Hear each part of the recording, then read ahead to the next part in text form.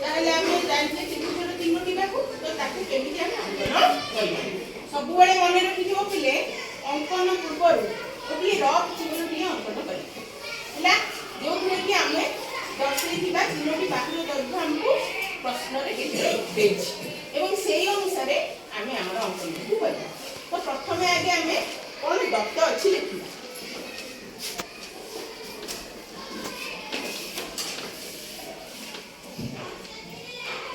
समस्त लिखि लियाकू त्रिभुजर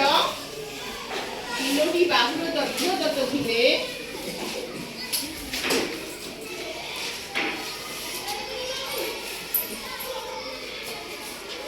देखिए प्रश्नटी को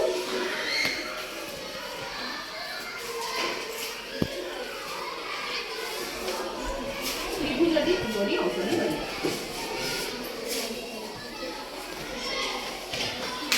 प्रथमे आमे कोन करिबा कहली गोटे रफ चित्र अंकन करिबा तो मु एठी गोटे रफ चित्र अंकन करूची मने करो त्रिभुजटीर ना दबा ए बी ओ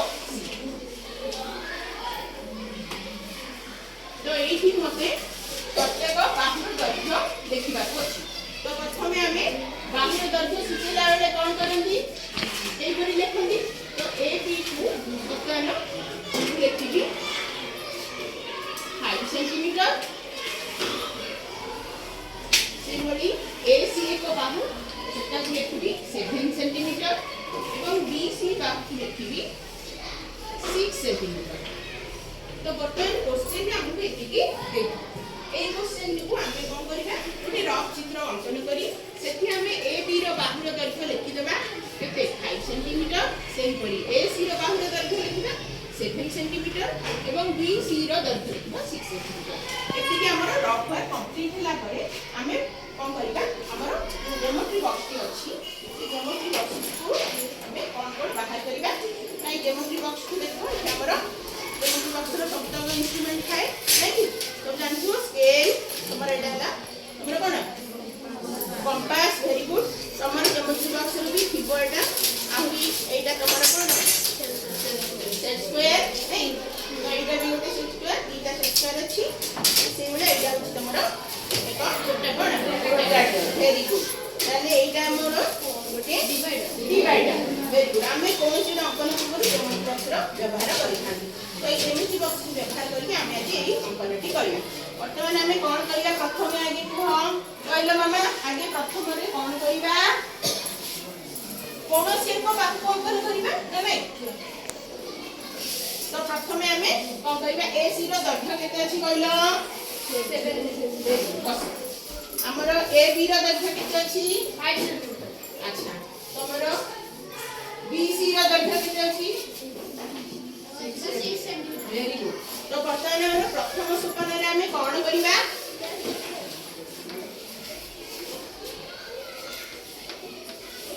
प्रथमे कोनसी एक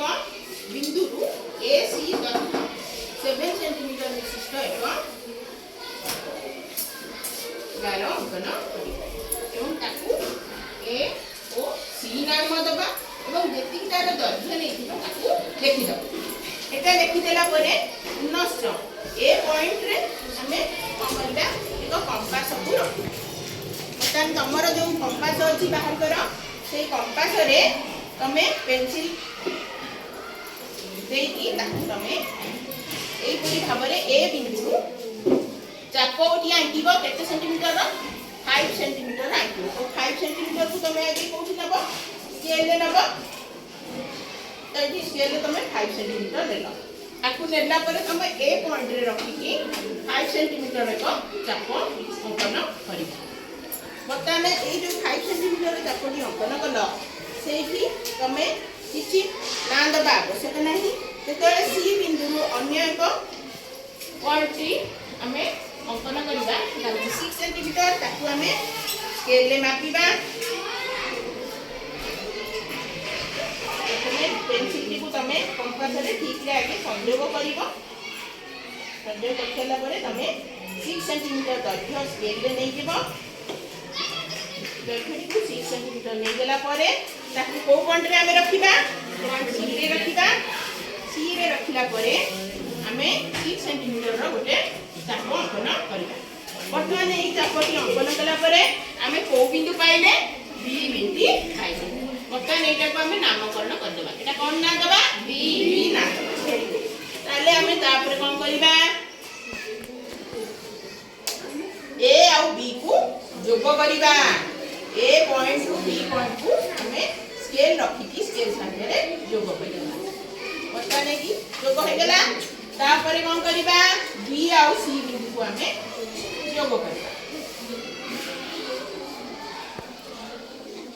एति की जोग करिया परे कोन करिबा कोटा हम केते सेंटीमीटर देइचे ताकू एठी लिखि दबा।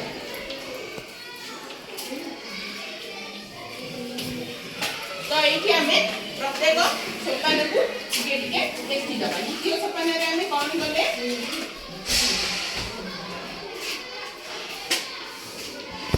प्रथम सोपान रे हमें प्रत्येक दैर्घ्य विशिष्ट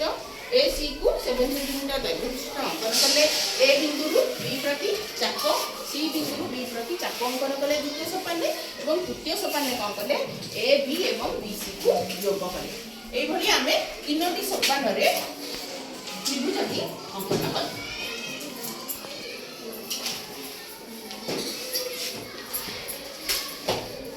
तो वर्तमान एई जो तीनोटी सोपान परे हमें पाई गले हमर दत्त प्रश्न रो उत्तर पाइले ना नहीं। तो समस्त एमती त्रिभुजटी बाहुर दैर्घ्य दत्तले आंकी परिबो ना नहीं। बड़ जोरी कहबो आंकी परिबो ना नहीं। धन्यवाद।